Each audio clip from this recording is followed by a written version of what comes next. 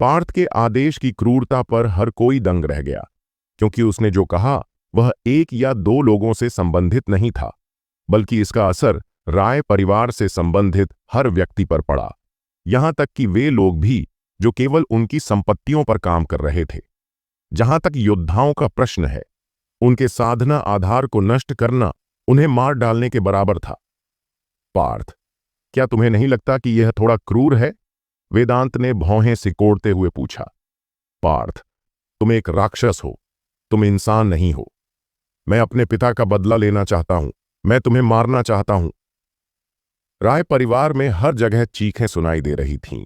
उनमें से कई की आंखें लाल थीं और वे चिल्ला रहे थे कि वे पार्थ को कितना मारना चाहते हैं। पिताजी, इसे इस तरह से देखें, अगर आप उन्हें आज जाने देंगे तो वे कल वापस आ सकते हैं और आपको नुकसान पहुंचा सकते हैं। जब मैंने कहा कि मैं उन्हें नहीं मारूंगा तो मैं दयालु बन रहा था। पार्थ ने मुस्कुराते हुए कहा। पिताजी, लड़ाई में कोई सही या गलत नहीं होता, केवल जीत या हार होती है। साधना की दुनिया में नियम यही है। आप अपने दुश्मनों पर कभी दया नहीं दिखा सकते, क्योंकि आपका दुश्मन आपका आभारी नहीं होगा, और एक बार जब आप उन्हें जाने देते हैं तो यह अपने ही घर में बदले की भावना बोने जैसा है। उन्होंने कुछ भी गलत नहीं किया, लेकिन चूंकि वे इस लड़ाई का हिस्सा हैं, इसलिए उन्हें इसके परिणाम भुगतने होंगे। पार्थ ने उदासीन तरीके से कहा। इस छोटे से स्काई सिटी में लोग एक सच्चा लड़ाई देखने में असमर्थ थे।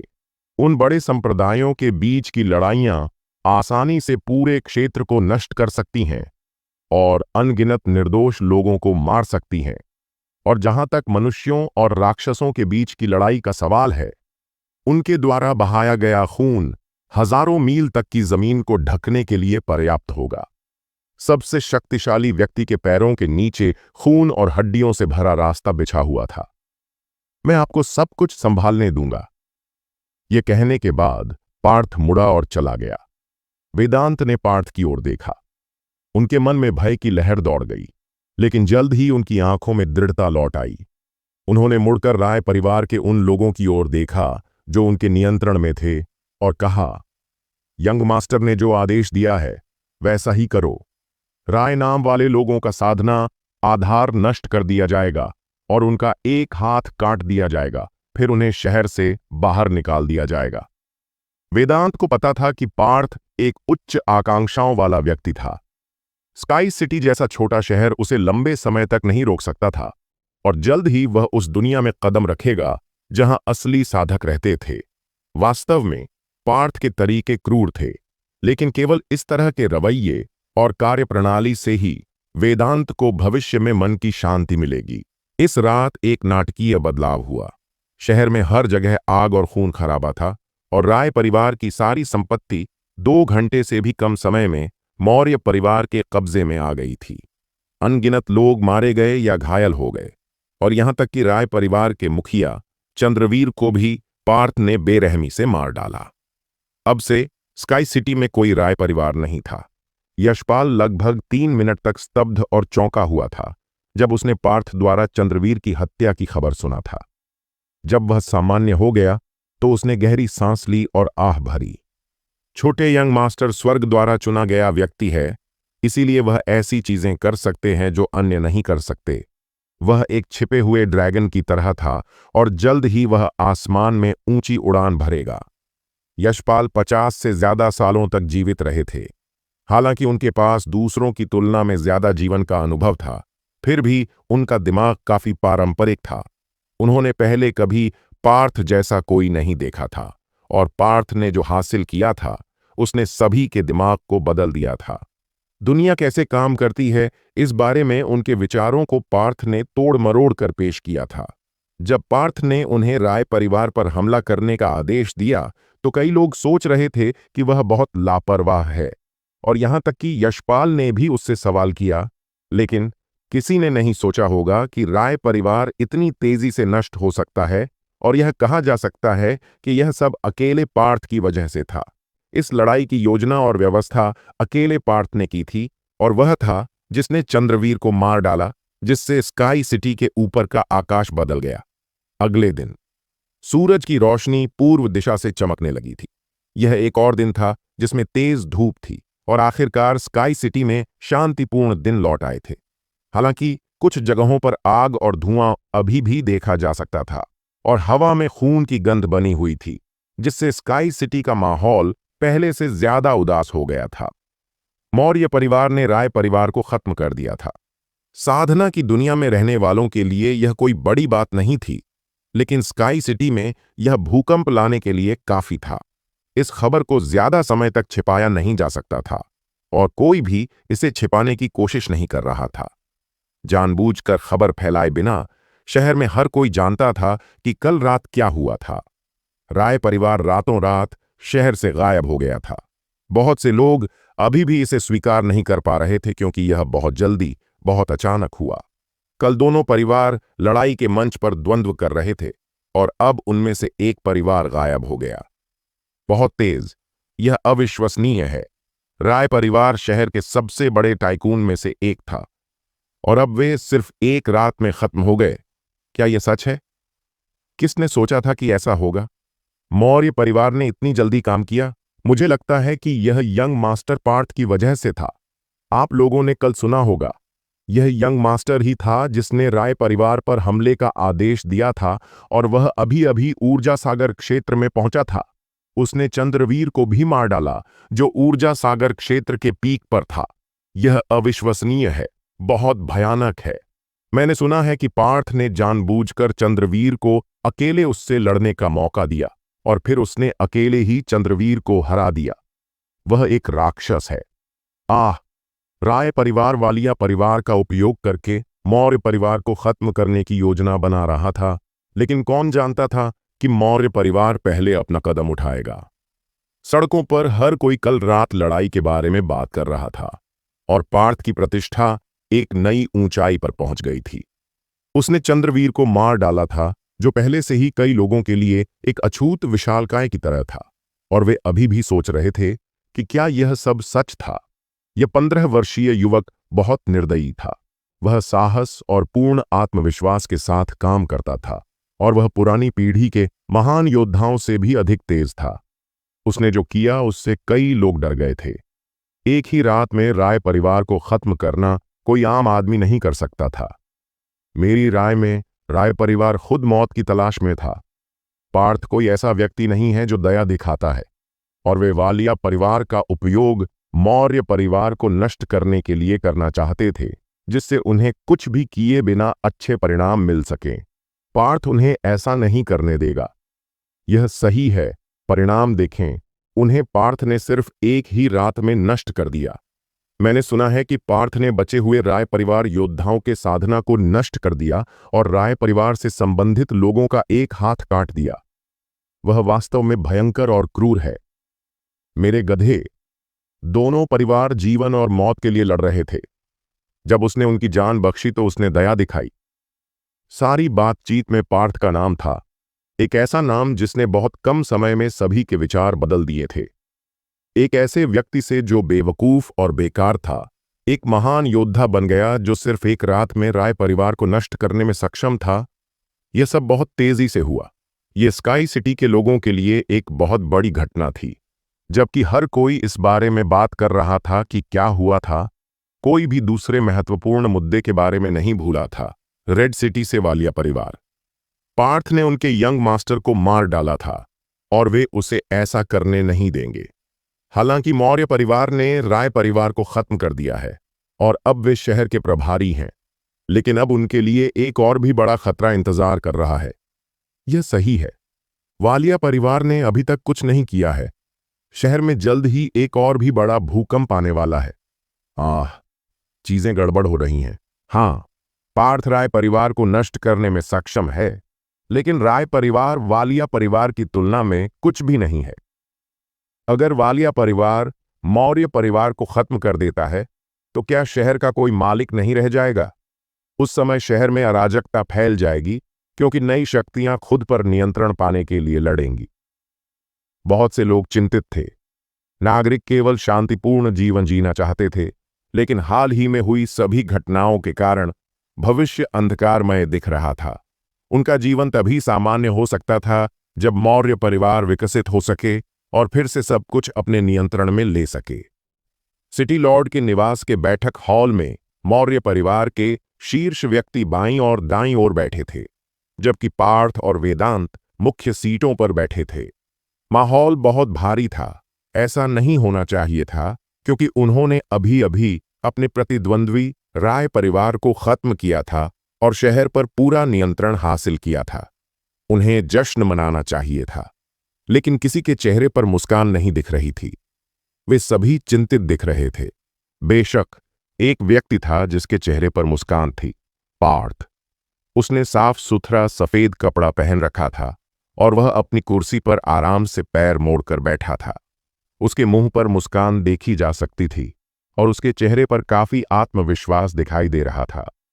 कल रात का लड़ाई पूरी तरह से खत्म हो गया। राय परिवार को बहुत नुकसान हुआ। सभी को खुश होना चाहिए, लेकिन आप सभी ऐसे उदास चेहरे क्यों दिखा रहे हैं? चलो मुस्कुराओ, पार्थ ने चिढ़ाते हुए कहा।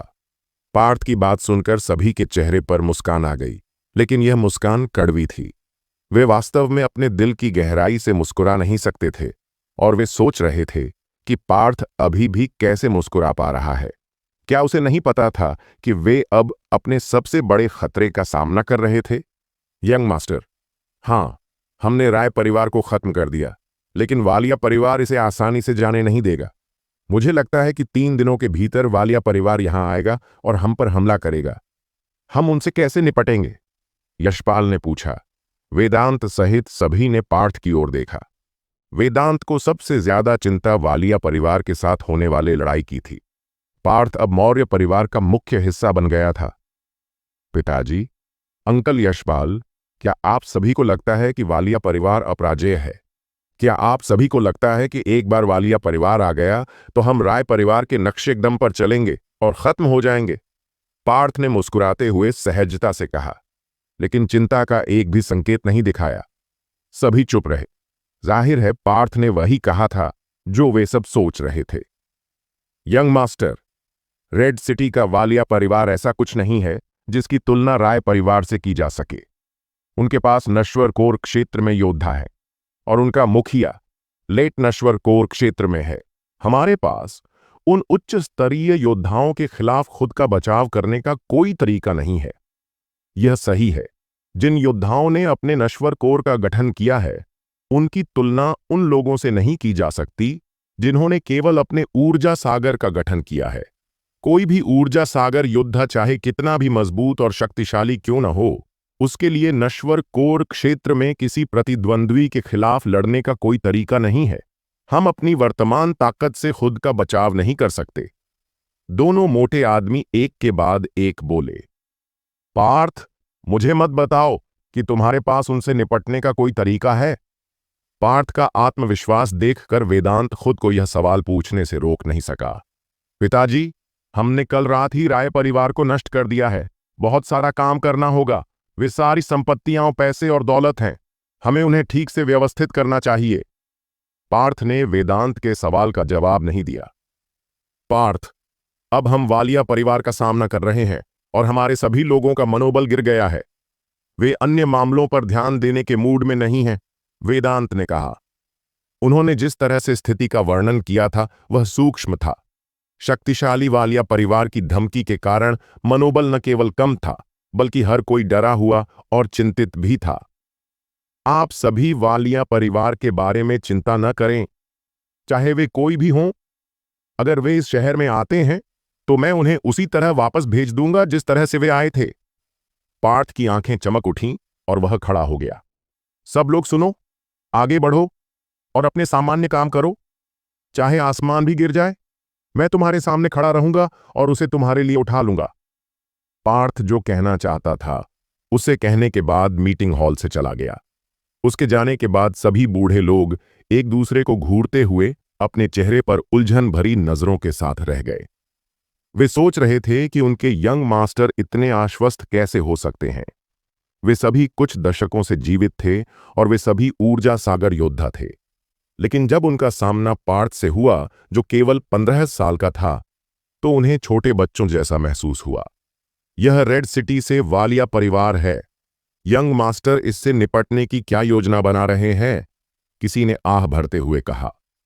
हालांकि पार्थ ने आत्मविश्वास से काम लिया, लेकिन यह किसी को भी भौहें सिकोड़ने से नहीं रोक पाया। दुश्मन बहुत शक्तिशाली था और वे किसी भी ऐसी चीज के बारे में नहीं सोच सकते थे जो उनके दुश्मन को हरा सके। हमारे यंग मास्टर ने जो कहा उसे सुनिए। वे पहले कभी गलत नहीं हुए। ये सही है। इसके बारे में सोचने पर उसने अपने बदलाव के बाद से कभी कोई गलती नहीं की है। मोटे और दुबले बूढ़े दोनों ने एक साथ कहा। यहां तक कि यशपाल भी चुपचाप अपना सिर हिला रहा था। वे सभी अल्केमिस्ट थे जो मौर्य परिवार में उच्च पदों पर थे।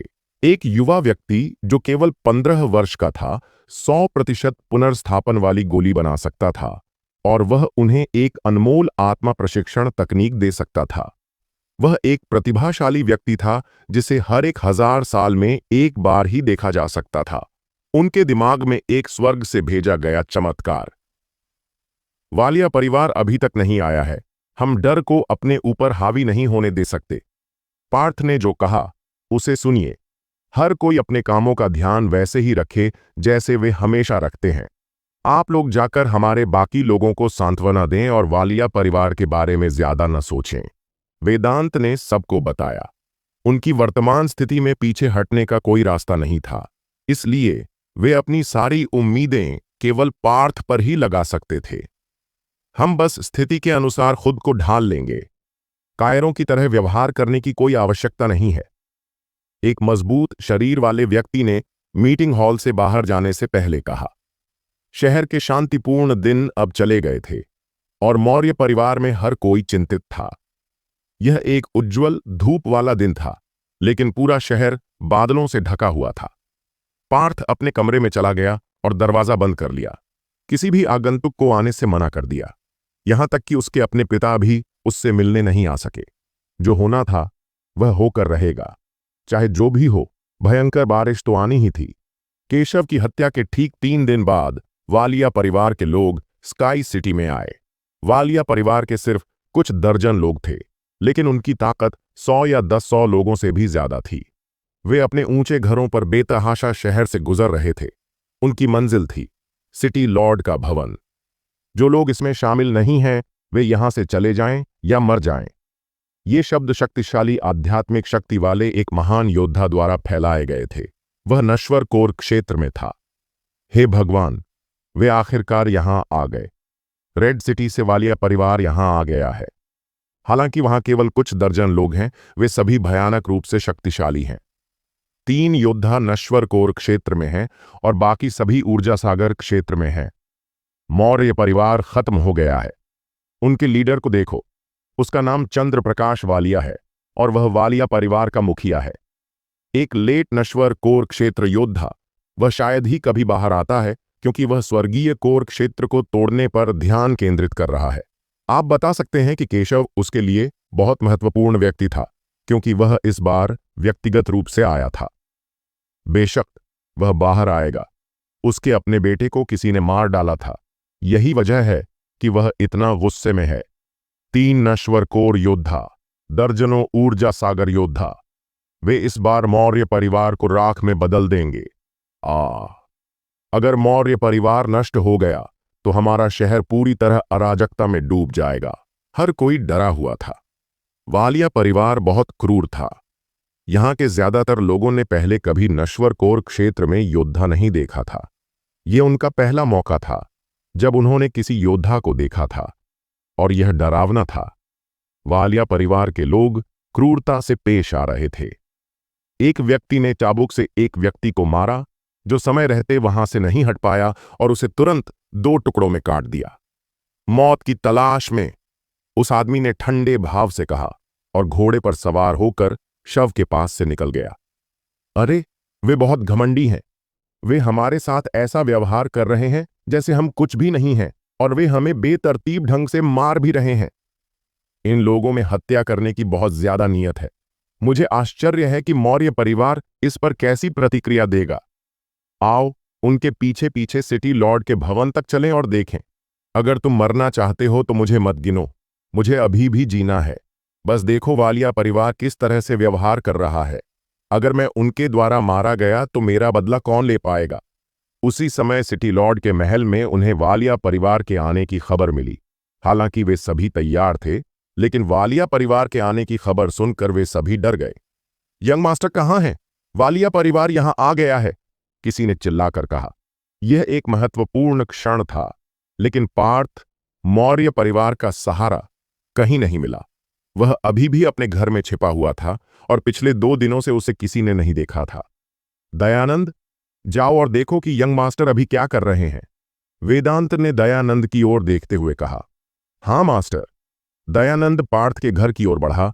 उसकी गति सबसे तेज खरगोश से भी तेज थी।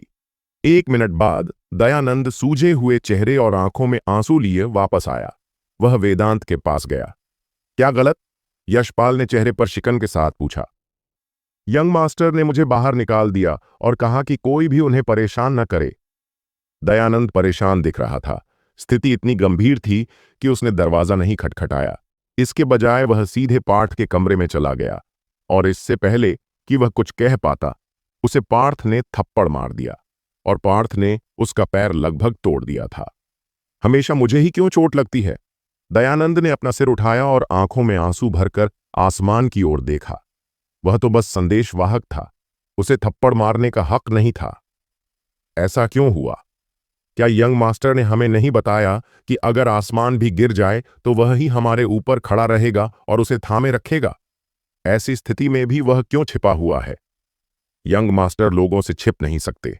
वालिया परिवार यहां आ गया है और हम उनसे छिप नहीं सकते। बहुत से लोग गुस्से में थे।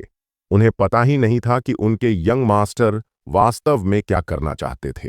उन्होंने बहुत आत्मविश्वास से व्यवहार किया और उन्होंने कहा कि वे सभी को उनके दुश्मनों वालिया परिवार से बचाएंगे। उन्होंने यह बात सबके सामने कही, लेकिन अब जब दुश्मन यहां था तो वे अपने कमरे में छिप गए। सब चुप हो जाओ, कोई तो कारण होगा कि यंग मास्टर अभी तक बाहर नहीं आना चाहते, यशपाल जोर से चिल्लाया। हालांकि वह समझ नहीं पाया कि पार्थ ने ऐसा क्यों किया, लेकिन उसे पार्थ पर भरोसा था। टकराना। अचानक प्रवेश द्वार से एक जोरदार धमाका सुनाई दिया। सिटी लॉर्ड की हवेली का सामने का दरवाजा टुकड़ों में टूट गया था और एक आवाज गड़गड़ाहट के साथ सुनाई दी, मौर्य परिवार के सभी लोग अब बाहर आ जाओ और अपनी मौत का सामना करो। आवाज बहुत तेज थी और सिटी लॉर्ड के महल में हर जगह गूंज रही थी। हर कोई आवाज को साफ सुन सकता था और महल के पास खड़े कुछ लोग डरकर चुप हो गए। खत्म हो गया, खत्म हो गया, मौर्य परिवार खत्म हो गया। वालिया परिवार बहुत शक्तिशाली था और जिस तरह से उन्होंने व्यवहार किया, उससे लगता था कि वे मौर्य परिवार को बचने का कोई मौका नहीं देंगे। आओ चलें और देखें। वेदांत ने अपने कपड़े ठीक किया और मुख्य द्वार की ओर चल दिया। बाकी लोगों ने गहरी सांस ली और पीछे पीछे चल दिए। यह एक महत्वपूर्ण क्षण था और अगर वे इसे ठीक से हल नहीं कर पाए तो वे सभी आज मारे जाएंगे। जल्द ही मौर्य परिवार के सभी लोग प्रवेश द्वार पर आ गए। सामने के दरवाजे को देखकर, जो टुकड़ों में टूट गया था, सभी चौंक गए। उन्होंने वालिया परिवार के लोगों की ओर देखा और एक आदमी को देखा जो पीले रंग का वस्त्र पहने हुए सबके सामने खड़ा था। वह 40 के दशक का लग रहा था और उसका शरीर इतना मजबूत था कि उसकी तुलना चंद्रवीर से की जा सकती थी। उसके चेहरे पर एक भयानक निशान था जिसने उसे पहली बार देखने वाले को भी डरा दिया। वह व्यक्ति वालिया परिवार का मुखिया था, चंद्र प्रकाश। अफवाहों के अनुसार वह एक क्रूर व्यक्ति था जिसका दिल बहुत नीच था और वह किसी को भी आसानी से नहीं छोड़ता था जो उसे अपमानित करता था।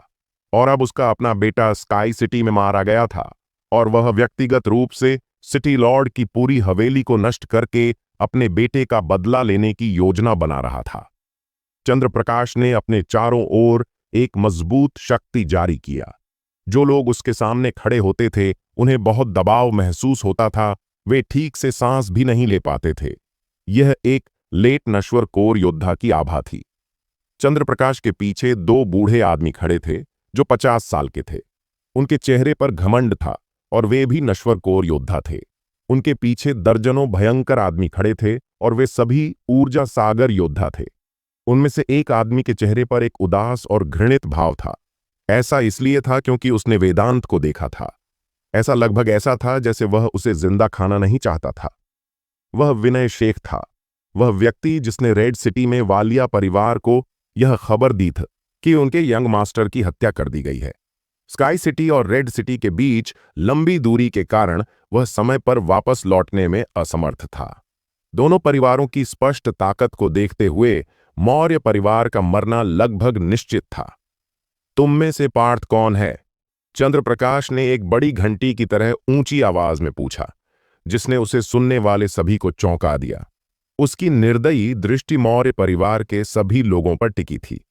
उसने उन पर तुरंत हमला नहीं किया क्योंकि उसके दिमाग में आज मौर्य परिवार का अंत था और मौर्य परिवार का हर व्यक्ति आज या बाद में मर जाएगा। वह पता लगाना चाहता था कि पार्थ कौन था और उससे पूछना चाहता था कि उसने उसके बेटे को मारने की हिम्मत कैसे की। मैं वेदांत हूं, मैंने ही तुम्हारे बेटे को मारा है, इसका पार्थ से कोई लेना देना नहीं है, वेदांत ने कहा। वालिया परिवार का मौर्य परिवार के एक भी व्यक्ति को मौत से बचने देने का कोई इरादा नहीं था। अगर पार्थ के पास आज इस समस्या को हल करने का कोई तरीका नहीं है तो वेदांत को हर कीमत पर पार्थ की रक्षा करनी होगी ताकि वह यहां से भाग सके और मौर्य परिवार को जीवित रहने दे। नहीं, यंग मास्टर केशव को पार्थ ने मारा था। यंग मास्टर केशव का पीछा करने वाले अल्केमिस्ट को वेदांत ने मार डाला था। वे दोनों ही अपराधी हैं जिन्हें बख्शा नहीं जा सकता। वह छोटा सा कमीना पार्थ अभी कहीं छिपा होगा। विनय शेख ने एक कदम आगे बढ़ाया और घृणा भरे स्वर में जोर से बोला। राय परिवार खत्म हो चुका था। वेदांत और पार्थ के प्रति उसकी नफरत एक अजेय झरने की तरह थी। मौर्य परिवार के नष्ट होने के बाद ही वह अपनी नफरत को छोड़ पाएगा। कहीं छुप गया है तो पहले उसके पिता को मार डालूंगा और देखूंगा कि वह बाहर आता है या नहीं। चंद्रप्रकाश के चेहरे पर एक गंभीर मुस्कान उभरी। उसके शरीर से एक जानलेवा आभा उभरी। मौर्य परिवार के सभी लोगों के चेहरे पीले पड़ गए जब उन्हें चंद्रप्रकाश की हत्या का एहसास हुआ। अब तक पार्थ ने उनसे कहा था कि जब भी कोई खतरनाक स्थिति आएगी वह उनके सामने खड़ा होगा, लेकिन वह अभी भी कहीं नहीं दिखाई दिया। वे सभी अपने दिलों में दुखी थे और उन्होंने सारी उम्मीद खो दी थी। मैं ही वह व्यक्ति हूं जिसने तुम्हारे परिवार के लोगों को मारा है, इसका किसी और से कोई लेना देना नहीं है। वालिया परिवार रेड सिटी का एक सम्मानित परिवार है और मुखिया चंद्रप्रकाश भी एक प्रतिष्ठित व्यक्ति हैं। मुझे विश्वास है कि आप दूसरों को मुश्किल स्थिति में नहीं डालेंगे, वेदांत ने कहा। सिटी लॉर्ड, यशपाल ने अपनी आंखें झपकाईं और दांत पीसते हुए कहा, मैं सिटी लॉर्ड के साथ मर जाऊंगा। वेदांत, तुम्हें आज मरना ही होगा। तुम्हारे बेटे को भी मरना ही होगा। मुझसे छिपने का कोई मतलब नहीं है। मैं तुम्हारी हर चीज नष्ट कर दूंगा और सभी को आज मरना ही होगा। चंद्रप्रकाश के चेहरे पर निशान कांपने लगे और वह फिर से गंभीर मुस्कान के साथ बोला, लेकिन मैं दूसरों को मौका दे सकता हूं। तुम्हें बस घुटने टेक कर मेरे सामने 3 बार झुकना होगा और मैं तुम्हारी जान बख्श सकता हूं।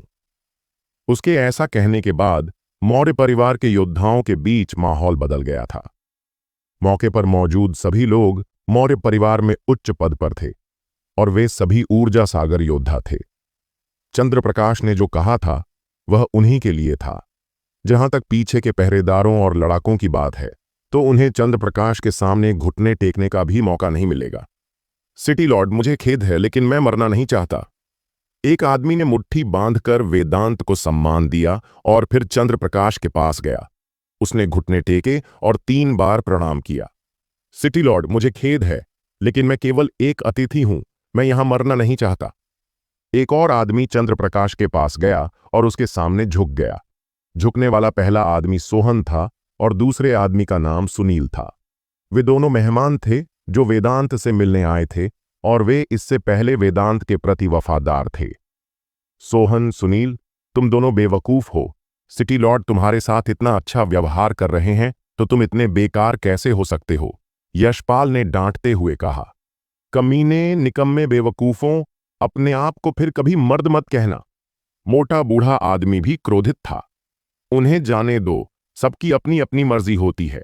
उन्हें हमारे साथ मरने की कोई जरूरत नहीं है। जब तुम्हारे पास जीने का मौका है तो तुम्हें इसका लुत्फ उठाना चाहिए, वेदांत ने कहा। मैं कुत्ते की तरह घुटने टेक कर दंडवत नहीं करूंगा। बल्कि मरना पसंद करूंगा। यशपाल ने व्यंग्यात्मक ढंग से कहा, मैं एक आदमी के रूप में मर जाऊंगा और 18 साल बाद मैं फिर से एक इज्जतदार आदमी बन जाऊंगा।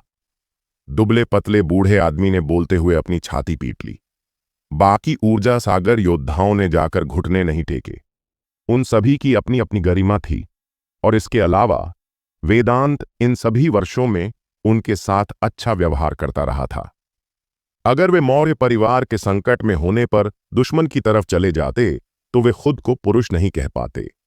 दूसरी तरफ चंद्रप्रकाश ने उन दोनों लोगों को देखा जो घुटनों के बल बैठे थे। उसकी आंखों में घृणा की झलक थी।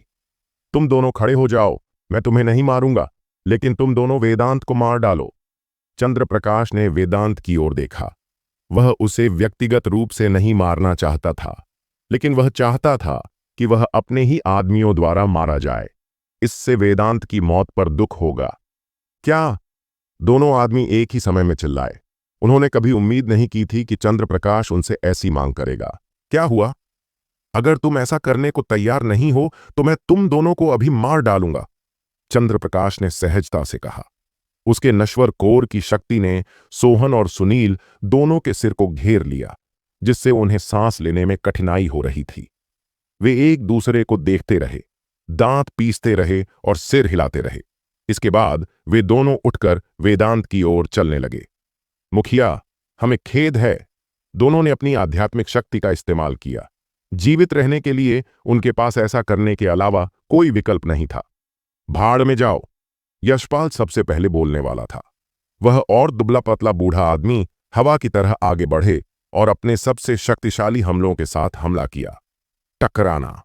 दोनों गद्दार खुद को दोषी महसूस कर रहे थे और उन्हें पता था कि वे यशपाल और बाकी लोगों के सामने कुछ भी नहीं थे जो क्रोधित थे। उन्हें मारा गया और वे उड़ गए और कुछ ही दूरी पर जमीन पर गिर गए। हम्फ! चंद्रप्रकाश ने ठंडी कूबड़ निकाली। उसने अपने शरीर से आध्यात्मिक शक्ति की एक शक्तिशाली लहर भेजी, जिससे यशपाल और बाकी लोग पीछे की ओर उड़ गए। मोटा और पतला बूढ़ा आदमी दोनों ही कम स्तर पर थे। नतीजतन उन दोनों ने खून की उल्टी की। उस समय और चंद्रप्रकाश के बीच का अंतर बहुत बड़ा था। तुम तो बस कुछ ऊर्जा सागर योद्धा हो, तुम्हारी हिम्मत कैसे हुई वापस लड़ने की? चंद्रप्रकाश ने ऐसा व्यवहार किया जैसे वह सभी से बेहतर हो। मुखिया, चंद्रप्रकाश, उनसे बकवास करने की कोई जरूरत नहीं है।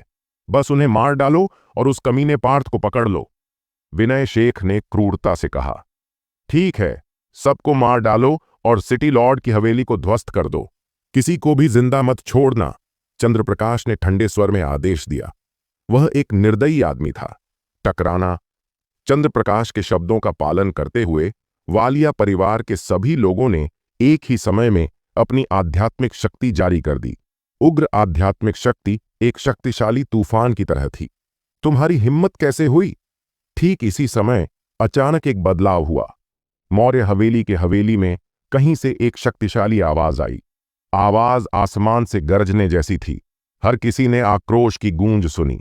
सिर्फ इन 3 शब्दों ने ही यहां मौजूद सभी को चौंका दिया। टकराना। उसके बाद एक धमाकेदार आवाज सुनाई दी। हर कोई हवेली के परिसर में एक घर की छत को फटते हुए देख सकता था। एक अदृश्य दबाव वातावरण को संतृप्त कर रहा था। इसके बाद हवा में विस्फोट हुआ और नीचे से एक ज्वलंत लाल लौ निकली। यह एक ड्रैगन की तरह दिख रही थी और इसने उनकी हवा में 3 मीटर चौड़ी ज्वाला का समुद्र बना दिया। ड्रैगन से अदृश्य लहरें निकल रही थीं, जिससे गहरे भंवर दिखाई दे रहे थे। सूश! एक शक्तिशाली आध्यात्मिक शक्ति फैल गई और सिटी लॉर्ड के भवन के ऊपर के वातावरण को भर दिया। ऐसी शक्तिशाली आध्यात्मिक शक्ति, यहां तक कि मेरी अपनी आत्मा भी कांप रही है। यह आध्यात्मिक दबाव है जो केवल उन लोगों के पास हो सकता है जिन्होंने अपना स्वर्गीय कोर बना लिया है। चंद्रप्रकाश के चेहरे का रंग तुरंत उड़ गया। आत्मा शक्ति और अग्नि का संयोजन, यह अग्नि को नियंत्रित करने का लगभग सही तरीका है। यहां कहीं एक शक्तिशाली अल्केमिस्ट है। एक स्वर्गीय कोर योद्धा की आत्मा शक्ति, यहां एक स्वर्गीय कोर योद्धा है। अन्य 2 नश्वर कोर योद्धाओं ने अपनी आंखों में चौंकते भावों के साथ आकाश में ज्वाला को देखा। वे स्पष्ट रूप से ज्वाला सागर के भीतर शक्तिशाली आत्मा शक्ति को महसूस कर सकते थे, जो किसी ऐसे व्यक्ति का अदृश्य दबाव था जो स्वर्गीय कोर क्षेत्र में था। मौर्य परिवार के लोग दंग रह गए। उन्होंने घर के ऊपर आग की लपटों को देखा। उनके चेहरों पर मिले जुले भाव थे। यहीं पर पाठ रह रहा है। वेदांत को इतना सदमा लगा कि उसका मुंह खुला का खुला रह गया। इतनी प्रबल आत्मिक शक्ति! यंग मास्टर के कमरे में कब से एक महान योद्धा छिपा हुआ है। यशपाल ने खुद से बुदबुदाया। मैं यहां साधना कर रहा था। तुम सबकी हिम्मत कैसे हुई कि तुम यहां आकर मुझे परेशान कर रहे हो? मर जाओ! शक्तिशाली आवाज एक बार फिर से बोली। यह एक ऐसी आवाज थी जो किसी व्यक्ति की आत्मा में गूंजती थी और यह किसी के मन को आसानी से विचलित कर सकती थी। माननीय महोदय, हमें खेद है। हमें नहीं पता था कि आप यहां हैं। कृपया हमें आपको परेशान करने के लिए माफ करें, माननीय महोदय। मेरा नाम चंद्र प्रकाश है। मैं रेड सिटी में वालिया परिवार का मुखिया हूं। मैं माननीय महोदय को हमारे परिवार के पास साधना करने के लिए आमंत्रित करता हूं। मैं निश्चित रूप से माननीय महोदय के लिए सर्वोत्तम संभव परिस्थितियां प्रदान करूंगा। स्काई सिटी आपके जैसे किसी व्यक्ति के लिए बहुत छोटा है या आपकी स्थिति के अनुकूल नहीं है। चंद्र प्रकाश ने अपनी सारी ताकत वापस खींच ली और आसमान की ओर थोड़ा झुका। उसने बहुत ही विनम्रता से बात की। एक स्वर्गीय कोर योद्धा के साथ खिलवाड़ करने की हिम्मत नहीं की। भाड़ में जाओ! ज्वाला सागर कांप उठा। भीतर से चिल्लाहट निकल रही थी। वालिया परिवार के सभी लोगों के चेहरे बदल गए। उन्होंने एक भी आवाज निकालने की हिम्मत नहीं की। इसलिए नहीं कि वे दबाव से डरते थे, बल्कि इसलिए कि उन्हें डर था कि स्वर्गीय कोर क्षेत्र का योद्धा क्रोधित हो जाएगा और उन्हें मार डालेगा। मैं तुम्हें यहां से बाहर निकलने के लिए 3 सांसों का समय देता हूं। अगर तुम तब तक बाहर नहीं निकले तो तुम जलकर राख हो जाओगे। शक्तिशाली आवाज फिर से बोली। आकाश में ज्वाला समुद्र दहाड़ने लगा और फैलने लगा। उसी समय एक विशाल ज्वाला तलवार बनी और चंद्रप्रकाश की ओर इशारा किया। चंद्रप्रकाश डर गया। हालांकि वह लेट स्टेज नश्वर कोर क्षेत्र में था, लेकिन वह स्वर्गीय कोर योद्धा के मुकाबले में कहीं नहीं था। इसके अलावा उसे नहीं पता था कि यह व्यक्ति कौन था, लेकिन आग पर पूर्ण नियंत्रण और शक्तिशाली आत्मिक शक्ति ने उसे डरा दिया। मुखिया, अब हमें क्या करना चाहिए? एक अन्य नश्वर कोर योद्धा ने चेहरे पर पीलापन लिए हुए पूछा। मौर्य परिवार में एक स्वर्गीय कोर योद्धा है। अगर हम उसे नाराज कर देंगे तो हम सब यहीं मर जाएंगे। चलो पहले यहां से चले जाइए, फिर हम भविष्य में बदला लेने का कोई तरीका सोच सकते हैं, चंद्रप्रकाश ने कहा। भले ही वह उन्हें इतनी आसानी से जाने नहीं देना चाहता था, लेकिन इस स्थिति में उसके पास कोई और विकल्प नहीं था। वह कुछ भी करने की हिम्मत नहीं करता, भले ही वह किसी और की हिम्मत उधार ले। विशाल ज्वाला तलवार उसकी ओर इशारा कर रही थी, और कौन जानता था कि यह कब उस पर वार होगा और उसे मार डालेगा। अब चले जाओ! आवाज बिजली की तरह तेज हुई। दबाव पहले से भी ज्यादा तीव्र था। विशाल ज्वाला तलवार कांप रही थी, मानो वह किसी भी समय बाहर निकलकर उस पर वार कर देगी। चंद्रप्रकाश डर गया और अब और देर करने की हिम्मत नहीं जुटा पाया। उसने वेदांत को देखा और प्रवेश द्वार की ओर मुड़ा। चलो चलें। इंतजार! आवाज फिर से बोली। राय परिवार के आदमी को पीछे छोड़ दो। यह सुनते ही विनय शेख का चेहरा तुरंत पीला पड़ गया। उसने चंद्रप्रकाश को एक भिखारी की तरह दयनीय भाव से देखा।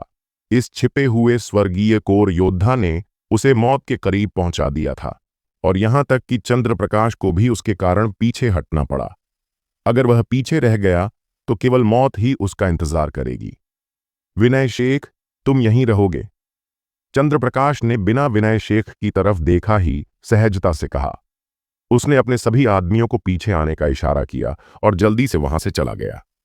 विनय शेख उसके लिए कुछ भी नहीं था, और विनय शेख की वजह से एक स्वर्गीय कोर योद्धा को नाराज करना बेवकूफी होगी। मुखिया चंद्रप्रकाश, हमारा क्या होगा? सोहन और सुनील जमीन से उठे और प्रवेश द्वार की ओर दौड़े, लेकिन उन्हें यशपाल और मोटे बूढ़े आदमी ने रोक दिया। बाकी लोग उसी समय आगे बढ़े और विनय शेख को पकड़ लिया। अविश्वसनीय आत्मा दबाव और ज्वाला समुद्र उस क्षण गायब हो गया जब चंद्रप्रकाश अपने आदमियों के साथ चले गए।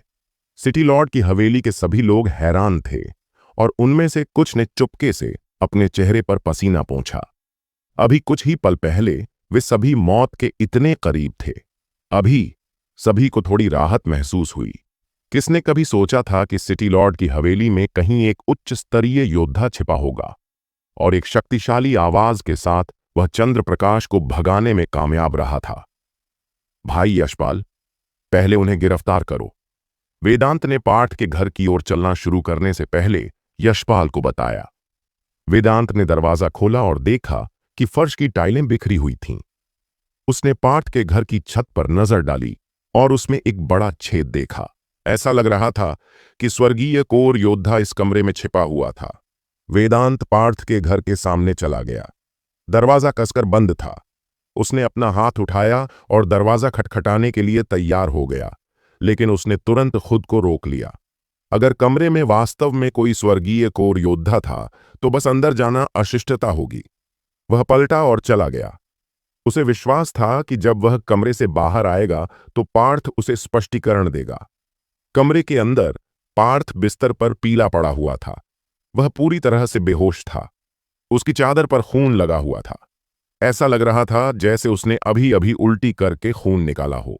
एक छिपा हुआ स्वर्गीय कोर योद्धा? बिल्कुल नहीं। इस निवास में केवल एक आदमी था, पार्थ। अभी अभी पार्थ ने महान आत्मा व्युत्पत्ति तकनीक का उपयोग किया और थोड़े समय के लिए अपनी आत्मा के स्तर को बहुत अधिक बढ़ा दिया। अस्थायी रूप से एक स्वर्गीय कोर क्षेत्र योद्धा की शक्ति तक पहुंच गया। इसने उसे चंद्रप्रकाश को डराने में सक्षम बनाया, जिससे सभी को लगा कि उसके कमरे में एक स्वर्गीय कोर योद्धा छिपा हुआ है। ऐसी विधि जो स्वर्गीय सिद्धांतों का उल्लंघन करती है और प्रकृति के मार्ग के विरुद्ध जाती है, वह केवल पार्थ द्वारा ही की जा सकती है, जो कभी दुनिया के सबसे महान संत था। केवल महान आत्मा व्युत्पत्ति तकनीक जैसा चमत्कारी तकनीक ही इतने कम समय में किसी व्यक्ति के आत्मा के स्तर को बढ़ा सकता है। हालांकि ऐसा कुछ करने की कीमत बहुत ज्यादा थी। मनुष्य की आत्मा मानव शरीर का सबसे कमजोर अंग है, लेकिन यह मनुष्य का सबसे महत्वपूर्ण अंग भी है। आत्मा हर चीज का स्रोत है और एक बार जब यह घायल हो जाती है तो इसे ठीक करना बहुत मुश्किल होता है। पार्थ ने महान आत्मा व्युत्पत्ति तकनीक का प्रसार किया और अपनी आत्मा शक्ति को अस्थायी रूप से स्वर्गीय कोर योद्धा के बराबर बढ़ा दिया, जिससे उसकी आत्मा को नुकसान पहुंचा। ऐसा करने के दबाव ने उसकी सारी ऊर्जा खत्म कर दी। यही कारण है कि चंद्रप्रकाश के जाने के तुरंत बाद वह बेहोश हो गया। वालिया परिवार बहुत ही शानदार तरीके से आया था, लेकिन वे जल्दी में भाग गए। स्काई सिटी के सभी लोग हैरान थे। उनमें से किसी ने भी ऐसा कुछ होने की उम्मीद नहीं की थी। हर कोई अराजकता और पीड़ा के लिए तैयारी कर रहा था, लेकिन अंत में कुछ भी नहीं हुआ। वालिया परिवार के लोग चले गए हैं। ऐसा लगता है कि मौर्य परिवार में कोई स्वर्गीय कोर योद्धा छिपा हुआ है। वाह, एक स्वर्गीय कोर योद्धा!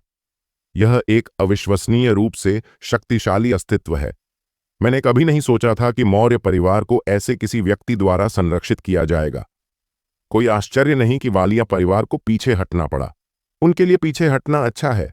जब तक मौर्य परिवार सुरक्षित है, हमारा शहर अराजकता में नहीं फंसेगा। मैं बस यही उम्मीद करता हूं कि वालिया परिवार हमेशा के लिए इस शहर से दूर रहे।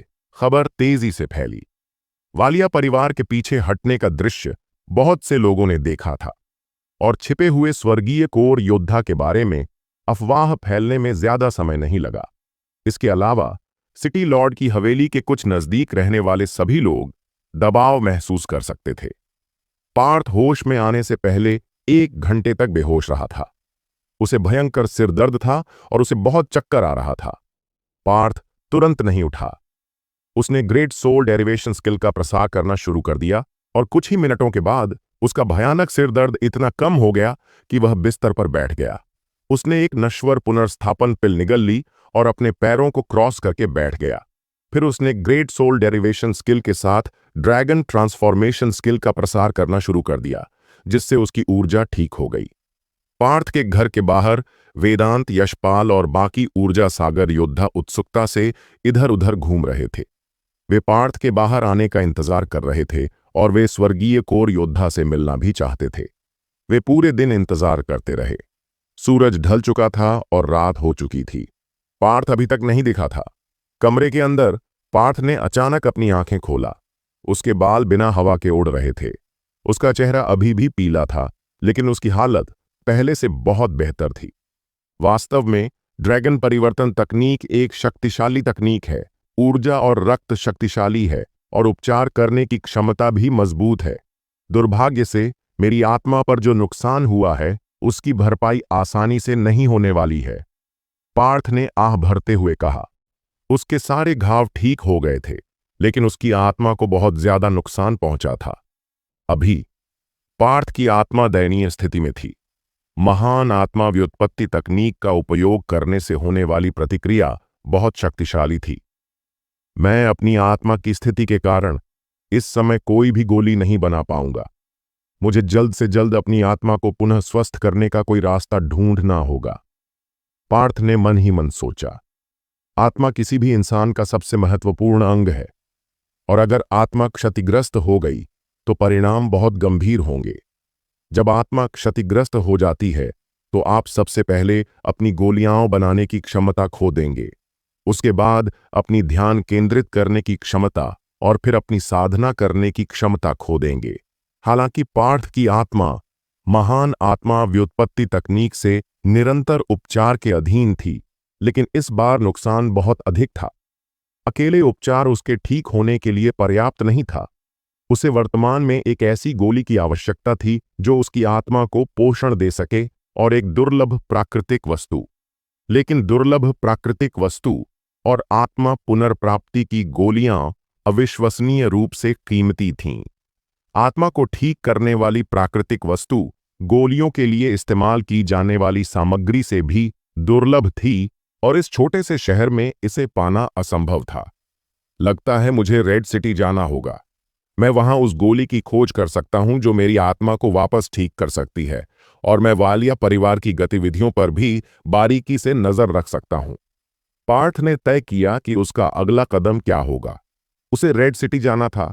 उसने केशव को मार दिया था, और चंद्र प्रकाश जैसा कोई व्यक्ति इस मामले में कभी हार नहीं मानेगा। जब वह वापस जाएगा तो वह मौर्य परिवार की स्थिति पर जासूसी करता रहेगा, क्योंकि एक बार उसे पता चल गया कि स्वर्गीय कोर योद्धा मौजूद नहीं है। मौर्य परिवार तब अपने विनाश का सामना करेगा। पार्थ निष्क्रिय किस्म का व्यक्ति नहीं था। वह हर चीज पर नियंत्रण रखना पसंद करता था। वह खड़ा हुआ, दरवाजा खोला और अपने कमरे से बाहर निकल गया। पिताजी, अंकल यशपाल, आप सब यहां क्यों इकट्ठे हुए हैं? पार्थ ने चेहरे पर जिज्ञासा भरी नजर से पूछा। पार्थ को अपने कमरे से बाहर आते देख सभी की आंखें चमक उठीं। वे पूरे दिन से इंतजार कर रहे थे। इनमें से कुछ लोगों के चेहरे पर शर्मिंदगी थी। वे पार्थ के बारे में गलत थे। उन्हें लगा कि पार्थ अपने कमरे में छिपा हुआ है और बाहर नहीं आना चाहता, लेकिन वास्तव में वह एक स्वर्गीय कोर योद्धा के साथ था। यंग मास्टर झूठ नहीं बोल रहे थे। उनके पीछे एक स्वर्गीय कोर योद्धा था। यही कारण था कि वह इतना आश्वस्त था, और वालिया परिवार का सामना करते समय उन्होंने कोई डर नहीं दिखाया। पार्थ, हमारे परिवार में स्वर्गीय कोर योद्धा कब से आ गया? वेदांत अब और इंतजार नहीं कर सका। उसने सीधे पूछा, यंग मास्टर, आप स्वर्गीय कोर योद्धा को कब से जानते हैं?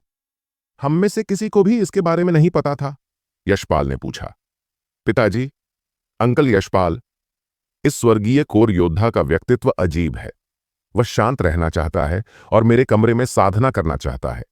वह नहीं चाहता कि उसे परेशान किया जाए, इसलिए मैंने आप में से किसी को भी इसके बारे में नहीं बताया, पार्थ ने सहजता से कहा। अच्छा, ऐसा है। पार्थ ने जो कुछ कहा उस पर किसी को संदेह नहीं था। एक सच्चे उच्च श्रेणी के योद्धा का व्यक्तित्व अद्वितीय होता है।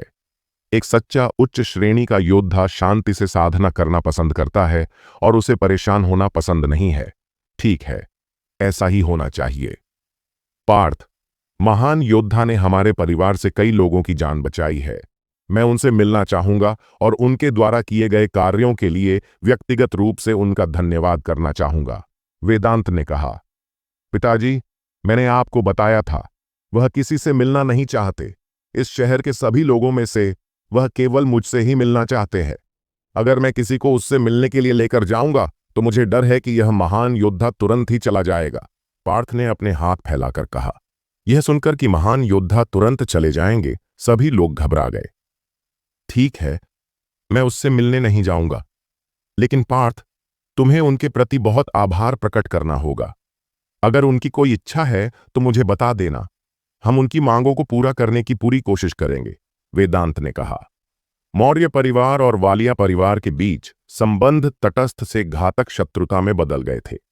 मौर्य परिवार केवल इस स्वर्गीय कोर योद्धा पर निर्भर हो सकता था, और अगर वह शहर छोड़ देता और वालिया परिवार फिर से यहां आ जाता, मौर्य परिवार का वध कर दिया जाता। चिंता मत करो पिताजी। और वह विनय शेख कहाँ है? पार्थ की दृष्टि ठंडी हो गई।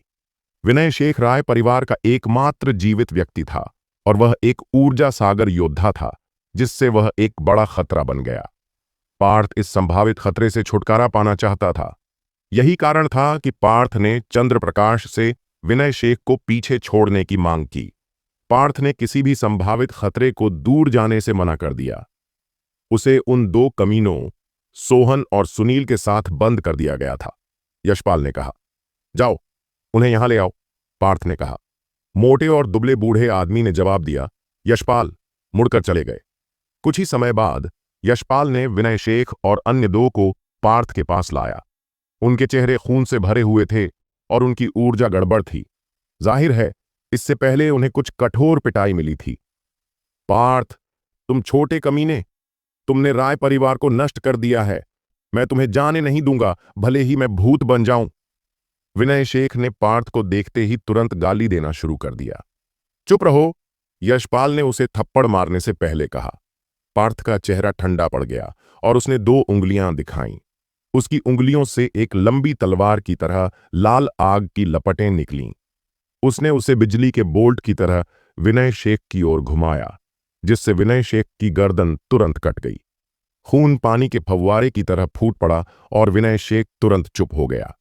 घटनास्थल पर मौजूद सभी लोगों ने देखा था कि पार्थ क्या करने में सक्षम था, लेकिन फिर भी वे उसे विनय शेख को आसानी से मारते हुए देखकर सिहर उठे।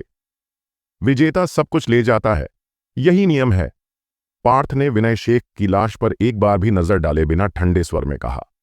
अब उसकी नजर सोहन और सुनील पर केंद्रित थी। प्लॉप! बस एक नजर से दोनों आदमी जमीन पर घुटनों के बल बैठ गए। पार्थ की आंखों ने उन्हें पूरी तरह से डरा दिया था। कृपया हमारी जान बख्श दीजिए यंग मास्टर, हमने चीजों को बहुत गंभीरता से लिया, इसीलिए हमने ऐसा मूर्खतापूर्ण निर्णय लिया। कृपया हमारी जान बख्श दीजिए। मैं अपने बाकी जीवन में एक नौकर के रूप में यंग मास्टर की सेवा करने को तैयार हूं। दोनों व्यक्ति पार्थ के सामने झुके रहे। उनके जैसे व्यक्ति के लिए जो मौत से बहुत डरते थे, उनके सामने खड़ा यंग मास्टर मौत के दूत जैसा लग रहा था। अगर मेरे पास तुम्हारे जैसा नौकर होता तो मैं ठीक से सो नहीं पाता। पार्थ के चेहरे पर घृणा का भाव था। उसने चंद्रप्रकाश पर पहले से दबाव डालना शुरू नहीं किया था, क्योंकि वह मौर्य परिवार के लोगों की वफादारी को परखना चाहता था। पार्थ ने चंद्रप्रकाश द्वारा दिए गए अवसर का उपयोग मौर्य परिवार के बदमाशों से छुटकारा पाने के लिए किया था। स्काई सिटी एक छोटा शहर था और मौर्य परिवार के लिए एक ऊर्जा सागर योद्धा बहुत महत्वपूर्ण था। इसलिए उसे यह सुनिश्चित करना था कि ऊर्जा सागर योद्धा वफादार हों।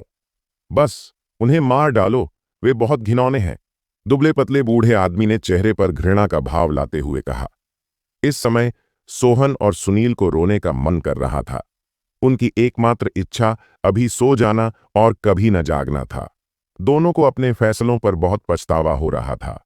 अगर उन्हें पता होता कि मौर्य परिवार में एक छिपा हुआ स्वर्गीय कोर योद्धा है, तो वे परिवार को धोखा देने के बजाय मरना पसंद करते। जिन लोगों ने मौर्य परिवार के साथ मरने का फैसला किया, वे अभी भी जिंदा थे और उनके सामने ही लड़खड़ा रहे थे, और जो जीना चाहते थे वे अभी मौत का सामना कर रहे थे। वेदांत ने आह भरी। उसका चेहरा दया और दर्द से भरा हुआ था। ये दोनों आदमी काफी समय से उसका पीछा कर रहे थे और कई बार तो उसने उनके साथ अपने भाइयों जैसा व्यवहार भी किया था। एक आदमी के लिए सबसे दुखद बात तब होती है जब उसका अपना भाई उसे धोखा देता है। वेदांत ने बिना एक सेकंड भी उन लोगों की तरफ देखे अपना सिर हिला दिया। वह पलटा और चला गया। हर कोई उसकी पीठ पर अकेलापन और दर्द देख सकता था। यंग मास्टर, हमें उनके साथ क्या करना चाहिए? यशपाल ने पार्थ की ओर देखते हुए कहा। उन दोनों को मार डालो। उसने ये 3 शब्द कहे और फिर पलटकर वेदांत के पद चिन्हों पर चलने लगा। उसे अपने पीछे दो चीखें सुनाई दे रही थीं। आधी रात थी। आसमान में चांद चमक रहा था और सिटी लॉर्ड की हवेली की छत पर दो आदमी खड़े थे। दोनों ही बिना कुछ बोले आसमान में चमकते चांद को देख रहे थे। ये लोग पार्थ और उसके पिता थे। वेदांत के लिए उसने अपने जीवन में बहुत सी चीजों का अनुभव किया था, खासकर पिछले 2 दिनों में। उसे लगा जैसे वह सपना देख रहा था। उसने कभी नहीं सोचा था कि उसे ऐसा कुछ अनुभव होगा। जब कोई व्यक्ति किसी अन्य व्यक्ति को धोखा देने का निर्णय लेता है तो उसे परिणामों के लिए तैयार रहना चाहिए, पार्थ ने शांति से कहा। मुझे पता है, वेदांत ने चेहरे पर मुस्कान लाते हुए कहा। आज जो कुछ हुआ उसका उस पर बहुत गहरा असर हुआ है। पिताजी, मुझे कुछ समय के लिए बाहर जाना है। पार्थ ने विषय बदल दिया। बाहर जाना है? वेदांत चौंक गया। उसने पार्थ की ओर देखा और पूछा, पार्थ, तुम कहां जा रहे हो? पिताजी, चिंता मत कीजिए, मैं थोड़े समय के लिए ही जा रहा हूं। मुझे मत बताइए कि आप अभी भी मेरी क्षमताओं के बारे में चिंतित हैं। पार्थ ने हंसते हुए कहा, तुम सही कह रहे हो। तुम बड़े हो गए हो और वयस्क हो गए हो। मैं भी तुम्हारा मुकाबला नहीं कर सकता। पिताजी जानते हैं कि यह छोटा शहर तुम्हारी क्षमताओं वाले किसी व्यक्ति को लंबे समय तक नहीं रख सकता। तुम्हें बाहर जाकर दुनिया का अनुभव करना होगा। यही सही काम है। वेदांत ने गर्व भरे भाव से कहा। वह जानता था कि पार्थ क्या करने में सक्षम है, इसीलिए अगर वह बाहर जाकर जीवन का अनुभव करना चाहता है तो उसे चिंता नहीं होगी। जब से पार्थ एक नए व्यक्ति में बदल गया था, वेदांत को एक तथ्य समझ में आ गया था। इस दुनिया में एक भी ऐसा व्यक्ति नहीं था जो पार्थ का फायदा उठा सके। उसी रात पार्थ ने तुरंत सिटी लॉर्ड की हवेली छोड़ दी और रेड सिटी की ओर अपनी यात्रा शुरू कर दी। पार्थ ने साफ सफेद वस्त्र पहन लिया, सिर के ऊपर बालों का जूड़ा बांध लिया और बगल से बालों की 2 लटें नीचे लटकने दी। उसने कमर में एक सुनहरी रेशमी बेल्ट पहन रखी थी और हाथ में एक सफेद पंखा थामे था। वह शांत और सुंदर लग रहा था, किसी कुलीन परिवार के युवक जैसा। स्काई सिटी और रेड सिटी के बीच की दूरी कुछ 1000 मील से अधिक थी। न केवल उनके बीच पहाड़ थे, बल्कि भीड़ भरे आकाश शहर नामक एक शहर भी था। भीड़ भरे आकाश शहर का स्काई सिटी के समान था और यह कुछ देर के चरण ऊर्जा सागर योद्धाओं द्वारा संरक्षित था, भले ही यह अभी भी रेड सिटी से कमजोर था। सूरज पूर्व से उग आया था और चमकदार सूरज की रोशनी हर जगह पड़ रही थी। पार्थ ने भीड़ भरे आकाश शहर में पहुंचने से पहले 1 दिन और 2 रात की यात्रा की थी। अगर वह रेड सिटी तक पहुंचना चाहता था तो उसे भीड़ भरे आकाश शहर से गुजरना होगा। अगर वह शहर से बचने का विकल्प चुनता है तो उसे राक्षसों से भरे उबड़-खाबड़ इलाके से गुजरना होगा। यह उसकी यात्रा में देरी करेगा। यही कारण है कि उसने भीड़ भरे आकाश शहर में प्रवेश करने और सीधे इसके माध्यम से गुजरने का फैसला किया। पार्थ ने भीड़ भरे आकाश में प्रवेश किया, लेकिन उसने इधर उधर देखने की जहमत नहीं उठाई। उसे ऐसे शहर में कोई दिलचस्पी नहीं थी जो स्काई सिटी के समान था। वह वैसे भी यहां अपनी जरूरत की कोई चीज नहीं ढूंढ पाएगा। यही कारण था कि पार्थ ने बिना रुके आकाश शहर से गुजरने का निर्णय लेते हुए चलना जारी रखा। क्राउडेड स्काई शहर के दूसरी ओर शहर के प्रवेश द्वार के पास एक बहुत बड़ा चौक था। इस चौक पर बहुत सारे लोग थे, खासकर सुबह के समय। आज यहां आम दिनों से कहीं ज्यादा लोग जमा थे। भाड़े का चौक। चौक के किनारे पर 10 फीट ऊंची चिकनी चट्टान पर 4 लाल शब्द लिखे हुए थे। चौक के चारों ओर लोगों के समूह अलग अलग तरह की गाड़ियों के साथ खड़े थे। उनमें से कुछ भारी छद्मवेश में थे, जिससे गाड़ी का अंदरूनी हिस्सा छिप गया था। भाई, इस भाड़े के सैनिकों के चौक का उद्देश्य क्या है? पार्थ ने एक ऐसे व्यक्ति से पूछा जो 30 वर्ष की आयु का लग रहा था। वह 9वीं श्रेणी का ऊर्जा आधार योद्धा था। वह व्यक्ति अपने मांसल शरीर को प्रदर्शित करते हुए टॉपलेस हो गया था। क्या बकवास है? क्या तुम्हें नहीं पता कि भाड़े के सैनिकों का चौक किस लिए है? तुम मेरे साथ मजाक कर रहे हो, यहां से चले जाओ। बोलते समय उस आदमी ने हाथ हिलाकर पार्थ को वहां से चले जाने का इशारा किया। अभी क्या हुआ? पार्थ ने अपनी आंखें घुमाईं। यह पहली बार था जब वह भीड़ भरे आकाश शहर का दौरा कर रहा था। बेशक उसे शहर की सामान्य कार्यवाही के बारे में ज्ञान की कमी थी। तुम और तुम, प्रत्येक को 3 नश्वर पुनर्स्थापना गोलियां। ठीक है, हमारे पास पर्याप्त आदमी हैं, चलो चलते हैं। यहां से कुछ ही दूरी पर आलीशान कपड़े पहने एक बूढ़े व्यक्ति ने 3 लोगों की ओर इशारा किया। वे एक विशाल घोड़ा गाड़ी पर सवार हुए और फिर चौक से बाहर चले गए। जो लोग चुने गए थे वे खुश हुए और समूह का अनुसरण करने लगे, जबकि जो नहीं चुने गए थे वे धीमी सांसें लेने लगे। यह एक सामान्य स्थिति थी, इसलिए किसी को निराशा नहीं हुई। जो लोग नहीं चुने गए थे वे इधर उधर बिखर गए और अन्य लक्ष्यों की तलाश करने लगे। थोड़ी देर इधर उधर पूछने के बाद पार्थ को अंततः समझ में आ गया कि यह सब क्या था। भाड़े के सैनिकों का चौक, भाड़े के सैनिकों के लिए नौकरी की तलाश और वस्तुओं का व्यापार करने का स्थान था। भीड़भाड़ वाला स्काई सिटी और रेड सिटी एक दूसरे के ठीक बगल में थे, इसलिए बहुत सारे व्यापार कारवां यहां से गुजरते थे। यही कारण था कि यहां भाड़े के सैनिकों की बहुत मांग थी। व्यापार कारवां अपना पैसा खर्च करते थे और भाड़े के सैनिकों को भाड़े के चौक में रखते थे, जो उन्हें रेड सिटी के रास्ते में डाकुओं और राक्षसों दोनों से बचाते थे और यह सुनिश्चित करते थे कि माल सुरक्षित रूप से पहुंच जाए। जितना अधिक कीमती सामान होता था उतना ही अधिक वे भाड़े के सैनिकों को काम पर रखने पर खर्च करते थे। स्काई सिटी और भीड़ भरे आकाश शहर लगभग एक ही आकार के थे, लेकिन भीड़ भरे आकाश शहर का स्थान स्काई सिटी की तुलना में अधिक अनुकूल था। पार्थ पुनर्जन्म से पहले लगातार बेवकूफ बना रहा था, यही कारण है कि वह इन चीजों के बारे में जानकार नहीं था। इस चौक में बहुत सारे व्यापारिक कारवां और भाड़े के सैनिक थे। कई व्यापारिक कारवां सावधानी से मजबूत और सक्षम भाड़े के सैनिकों की तलाश कर रहे थे। हालांकि एक व्यापारिक कारवां था जो बहुत शांत लग रहा था। पार्थ ने गाड़ी को देखा और पाया कि कारवां के पास केवल 7 लोग थे। वे 7 लोग सभी मजबूत थे, विशेष रूप से बूढ़ा आदमी जो उनका लीडर लग रहा था। उसके चेहरे पर एक गंभीर भाव था और उसकी ऊर्जा मजबूत थी। वह ऊर्जा सागर क्षेत्र में था। वह अभी भी वेदांत या चंद्रवीर के साथ तुलना नहीं कर सकता था, लेकिन वह अभी भी एक बहुत मजबूत योद्धा माना जा सकता था। बाकी सभी लोग ऊर्जा सागर योद्धा थे, जो उन्हें अन्य कारवां से अलग करते थे, जिनके भाड़े के सैनिक केवल ऊर्जा आधार योद्धा थे। इन 7 ऊर्जा आधार योद्धाओं ने काफी ध्यान आकर्षित किया था। देखिए, वह कारवां 2 दिनों से इंतजार कर रहा है और अभी तक उनकी यात्रा शुरू नहीं हुई है।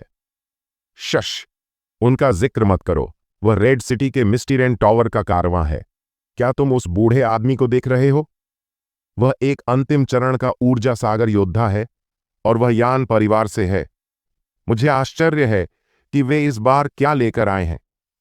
मैंने सुना है कि वे तब तक नहीं जाएंगे जब तक उनके पास 8 ऊर्जा सागर योद्धा न हो। तभी वे अपनी यात्रा शुरू करेंगे। उन्हें केवल एक और की आवश्यकता है। ऊर्जा सागर योद्धा को ढूंढना आसान नहीं है।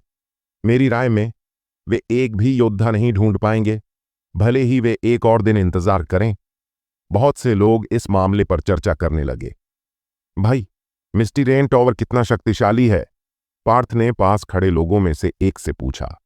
आदमी ने आंखें घुमाई और कहा, छोटे भाई, तुम एक शानदार आदमी की तरह दिखते हो, लेकिन तुमने ऐसा मूर्खतापूर्ण सवाल क्यों पूछा? हर कोई रेड सिटी के 2 सबसे शक्तिशाली वालिया परिवारों के बारे में जानता है। एक मिस्टीरेन टॉवर है और दूसरा वालिया परिवार है। यह सुनते ही पार्थ की आंखें चमक उठीं। वह तुरंत मिस्टीरेन टॉवर के कारवां की ओर चल पड़ा। एक कहावत है कि 2 बाघ एक ही पहाड़ पर नहीं रह सकते, और चूंकि वे वालिया परिवार जितने ही शक्तिशाली हैं, इसलिए वालिया परिवार और मिस्टीरेन टॉवर के बीच का रिश्ता राय परिवार और मौर्य परिवार के बीच के रिश्ते जैसा ही होना चाहिए। अब जबकि पार्थ ने वालिया परिवार को नाराज कर दिया था, तो उसके लिए मिस्टीरेन टॉवर से संपर्क करना ही बुद्धिमानी थी। बेशक यह सबसे महत्वपूर्ण कारण नहीं था। उसका मुख्य उद्देश्य वालिया परिवार से निपटना नहीं था, बल्कि अपनी आत्मा को ठीक करना था। वह रेड सिटी जाना चाहता था ताकि एक कीमती वस्तु और दुर्लभ गोलियां मिल सकें जो उसकी आत्मा को ठीक कर सकें। चूंकि मिस्टीरेन टॉवर रेड सिटी के सबसे शक्तिशाली वालिया परिवारों में से एक था, इसलिए वह निश्चित रूप से उन्हें अपने लाभ के लिए उपयोग करेगा। युवक को अपनी ओर आता देख एक हृष्टपुष्ट व्यक्ति ने पूछा, छोटे भाई, क्या तुम हमारे साथ आना चाहोगे? हाँ, मुझे इसमें दिलचस्पी है, पार्थ ने चेहरे पर मुस्कान के साथ कहा। हाँ हाँ बच्चे, तुम साफ और सफेद दिख रहे हो। भाड़े का सिपाही बनना कोई खेल नहीं है। घर वापस जाओ और थोड़ा और दूध पी लो। दाढ़ी वाले चेहरे वाला एक अधेड़ उम्र का आदमी पार्थ को चिढ़ाने लगा। बाकी आदमी भी हंसने लगे। उनकी नजर में पार्थ किसी अमीर परिवार का सिर्फ 15-16 साल का लड़का था। उसके जैसा एक अमीर नौजवान आमतौर पर एक बेकार बदमाश होता है। हालांकि ऊर्जा सागर क्षेत्र के अंतिम चरण में बूढ़ा व्यक्ति पार्थ को देखता रहा। उसकी सहज वृत्ति ने उसे बताया कि यह छोटा बच्चा अलग था। उसका शांत रवैया नकली नहीं था और यह ऐसा कुछ नहीं था जो आमतौर पर एक छोटे बच्चे में देखा जाता है। यह मिस्टीरेन टॉवर का कारवां है। हम भाड़े के सैनिकों को काम पर रखते समय उम्र की परवाह नहीं करते। हम केवल एक व्यक्ति की वास्तविक क्षमताओं की परवाह करते हैं। क्या आप ऊर्जा सागर क्षेत्र में हैं? बूढ़े आदमी ने पूछा। टकराना। पार्थ के शरीर से एक शक्तिशाली शक्ति निकली, एक ऊर्जा सागर योद्धा की आभा। बाकी भाड़े के सैनिकों ने हंसना बंद कर दिया और अपने चेहरे पर अविश्वास के भाव के साथ पार्थ को देखने लगे। भाड़े के सैनिकों के चौक में मौजूद बाकी लोग भी आकर्षित हुए। जब उन्होंने ऊर्जा सागर योद्धा को देखा तो उन्हें केवल सफेद कपड़े पहने एक युवक दिखाई दिया। हर कोई हैरान था, खासकर वे लोग जो पहले पार्थ को चिढ़ा रहे थे। अरे, वह जरूर किसी बड़े परिवार का कोई प्रतिभाशाली व्यक्ति होगा।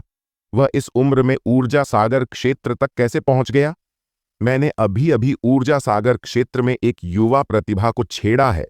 बूढ़ा आदमी चौंक गया जब उसे पता चला कि पार्थ वास्तव में एक ऊर्जा सागर योद्धा था। उसकी आंखें तुरंत चमक उठीं और उसके चेहरे पर एक मुस्कान उभर आई। मैं दीनदयाल हूं, क्या मैं तुम्हारा नाम जान सकता हूं? बूढ़े आदमी ने पार्थ को अपना नाम बताया।